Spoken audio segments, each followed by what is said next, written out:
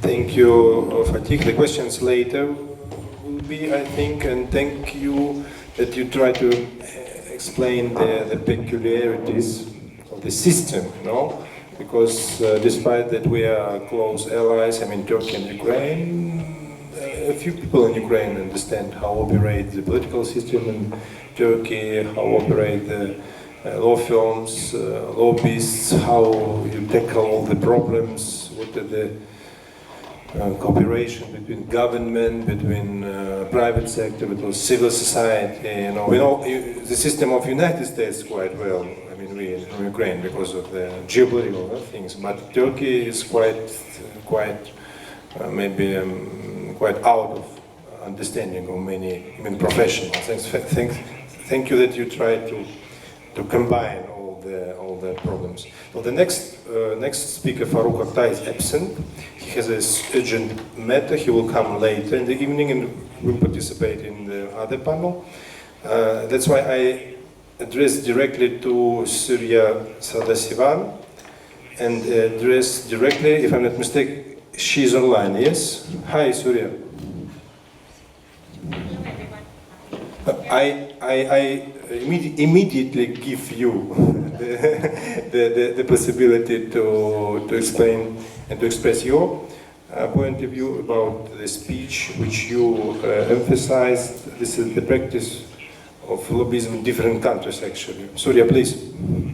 Surya, thank you. It's very important that in this panel we actually try to compare some kind of comparison of lobby practice in different countries. In first speech we touched the lobbyist practice in Turkey, now India. Next one will be Kazakhstan, because Kazakhstan is a special country. For me, I was 4 times in Kazakhstan, and I know for our Turkish partners, Kazakhstan is a partner in Turkish world, Türk Dünyası. For Ukrainian partners, Kazakhstan is the ex-Soviet country, And I know that there are only 4 political parties in Kazakhstan, if I'm not mistaken. I was in Kazakhstan in January during the parliamentary campaign, and I communicated with a lot of political advisors, political analysts in Kazakhstan, and I see that Kazakhstan just at the beginning of the political management and maybe lobby management. That's why it's very interesting to see, to help in some things, and to hear what is and what is the actual situation, the state of this sphere in Kazakhstan. Ayjan, I want to give you to explain what is going on in Kazakhstan. I know that your speech will be in Russian language.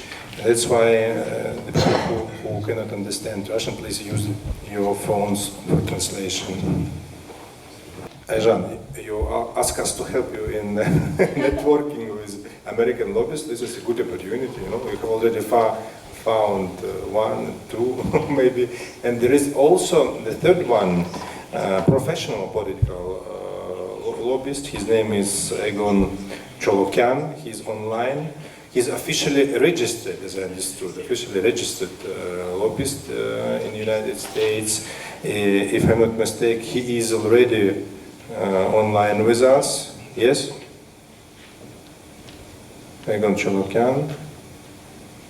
Are you waiting for Egon? Egon. Yeah, no, I actually wanted to say you thank you.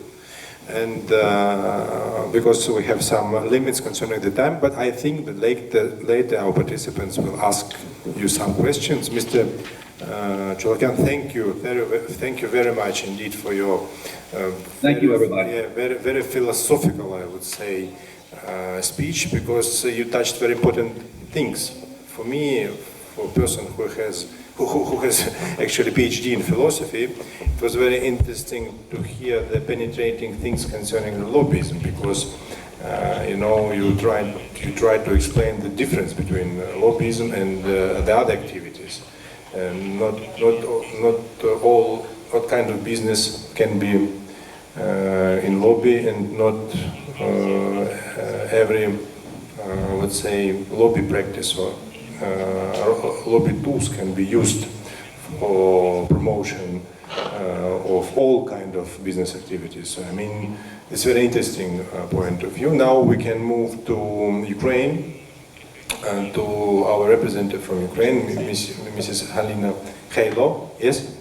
And now we want to hear maybe the accurate or some kind of case concerning the positive experience of promotion, some legislative changes or amendments concerning the specific area.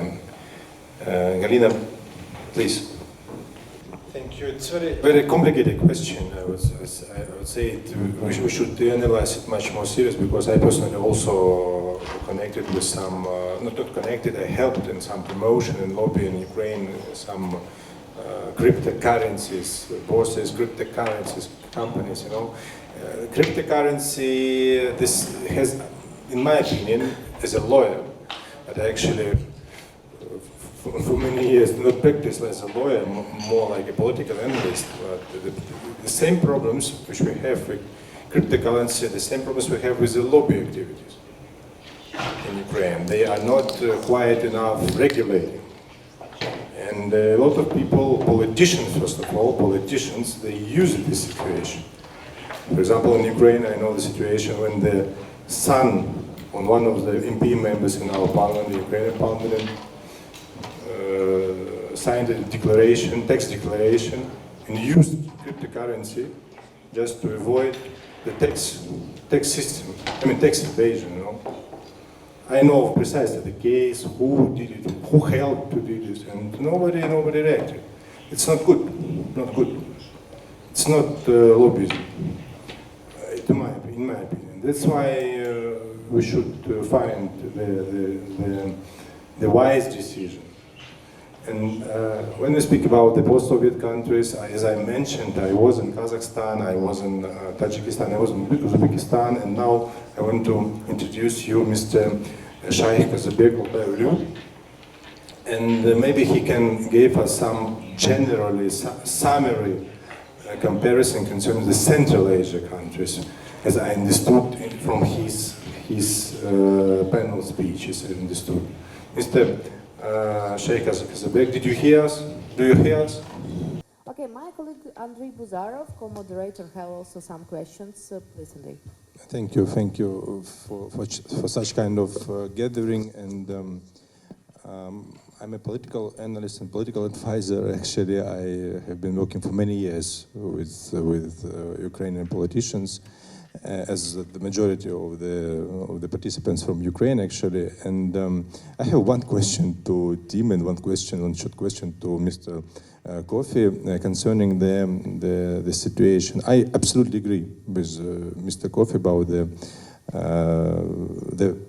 the influence of pandemic on all kind of relations, including lobby sphere in all the world.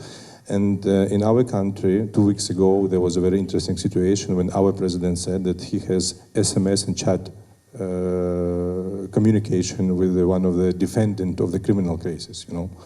And if you have such kind of direct access to politician, you are not interested in lobbyists. I mean, if you have direct contact with the politicians.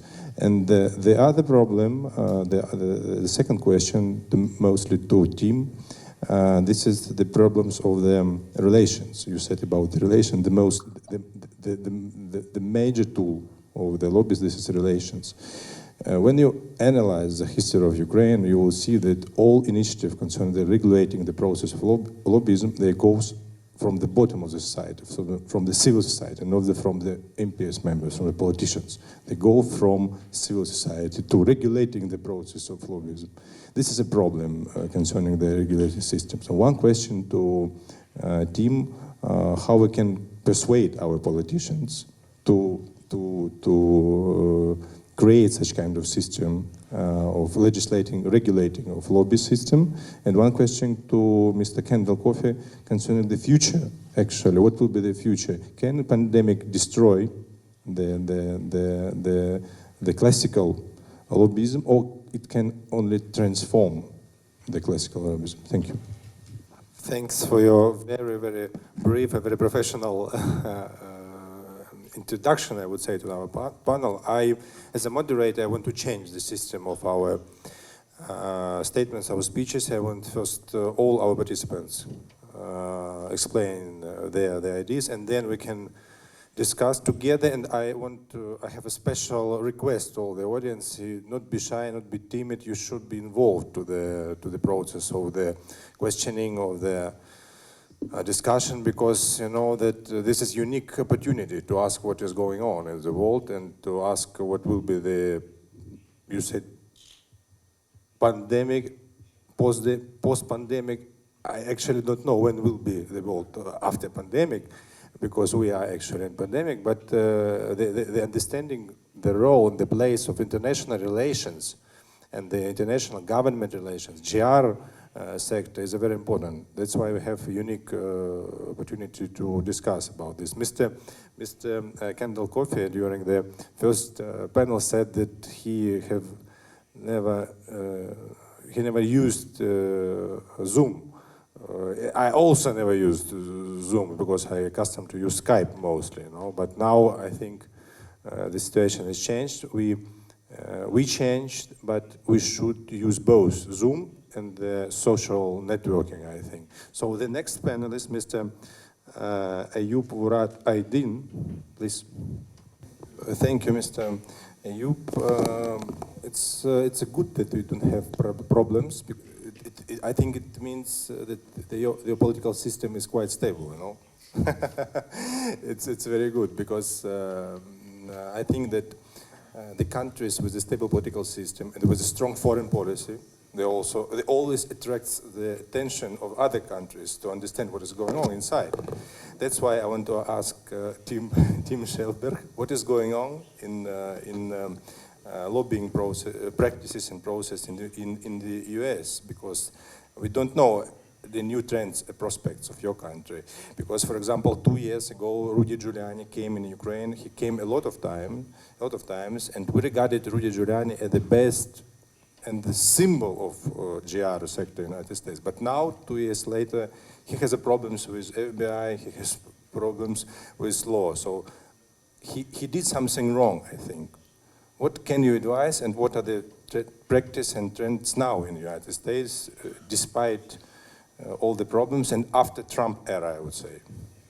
Thank Tim, for your explaining the situation concerning the accurate cases of lobbying. You know that we have representatives participate from Kazakhstan, for example.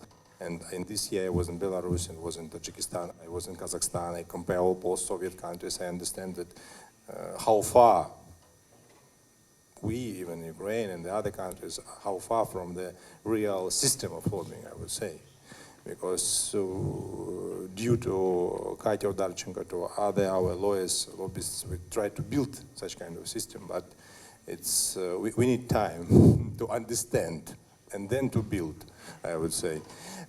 You know that the unique role of, I would say, of media is recognized in the lobbying system, and today we have Stara Jaben, who represents the biggest TV station, TV media of Turkey, Turkey Radio Television, TRT, TRT. 2 weeks ago, I gave the interview to this channel, yeah, but for Arabic version, because I cooperate actually with TRT. That's why I'm very glad that we have today the representatives of such kind of influential media. However, the question concerns the citizen lobbying and advocacy. So, is it possible to say that there is such kind of lobbying of citizens? Because we are used to lobby the economical interests and companies. What is the situation with the citizens, ordinary citizens? You, Sitara, you gave a little bit humanity to our. I'm a humanitarian worker at heart, you know. I've always been and always will be. Yeah, thank you indeed. Next panelist will be Liron Ederi, because Theodora Migdalovic will be online in 50 minutes. And I also to inform you that we have one additional panelist, Mrs. Tatiana Ramos. She will be after Liron Ederi, I think in 30 minutes, and she will share her experience of Ukrainian promotion projects in media sphere. But I gave you a little bit information about new panelists a little bit later. So now, Mr. Liron Ederi, I knew this person very good. We managed several interviews concerning the situation in the Middle East. You know that this topic was very actual during the last 2 weeks. However, we cooperate with Liron Ederi for more than 1 year in different fields, and I would say I want to say that Mr. Liron Ederi, despite that he came in Ukraine from Israel, he knows Ukraine very good. He knows how to work, how to communicate with Ukrainians, with representatives of different nations, with civil society. So this is a unique person who can share his experience and his vision in working in Ukraine. Mr. Liron Ederi, please. Thank you. Спасибо, Liron. Thank you for your very sincere speech, as usual, actually. And now I want to represent you. I will represent shortly in Russian, then translate to English, and then I will give the word to Mrs. Tatiana Ramos. She will present her speech in Russian language. Татьяна Рамос Татьяна Рамос, я думаю, многие знают, кто в Украине телевизор смотрит хоть периодически. На самом деле Татьяна Рамос уже очень много проектов сделала, связанных с продвижением важных социальных проектов, а не только проектов, я помню, еще в 2009-2010 году на телевидении было очень много программ, связанных с вопросами защиты детей. Потом вот в 2019 году новый проект появился «Белая стричка», правильно? Да, об этом мы расскажем. Нам, собственно, всем передали бренд этого проекта. Персона, которая не нуждается в представлении, честно скажу, для тех, кто интересуется, по крайней мере, украинским медиарынком. И я сейчас кратко перейду на английский язык. Tatiana Ramos is a very, very famous person in the media sphere in Ukraine. She supported and promoted a lot of projects during last decade, actually, last 10 years concerning the defense of rights and support of the rights of the children.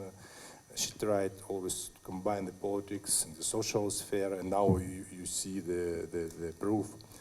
The brand, actually, of her last activity, last project. This is White Ribbon, it calls in English.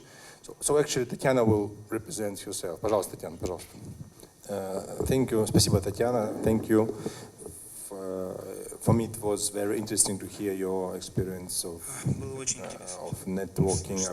I would say of installing the cooperation between government and civil society concerning the resolving such kind of cases, which you explained and showed. It was very interesting because we actually don't have a lot of success in Ukraine concerning the cooperation between government and civil society or citizen lobbyism like we heard before. It was very interesting. I think it's a new sphere, new sector, new branch where we should work much more than we have now, I think. So we have 25 or 20 minutes. I propose the next conclusion of our panel. Now we have one more speaker, Theodora Migdalovic, and after her speech we have, I think, 10 minutes for questions, and then we will go to lunch. So if Theodora is online, Neil, is she ready?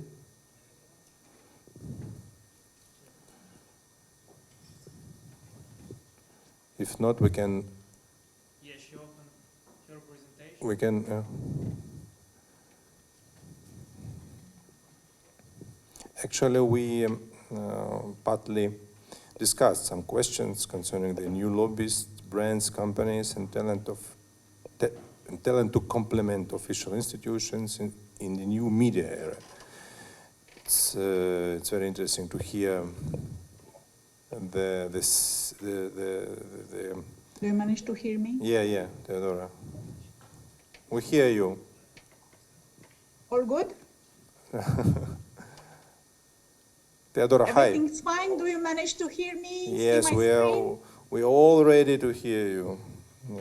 Excellent.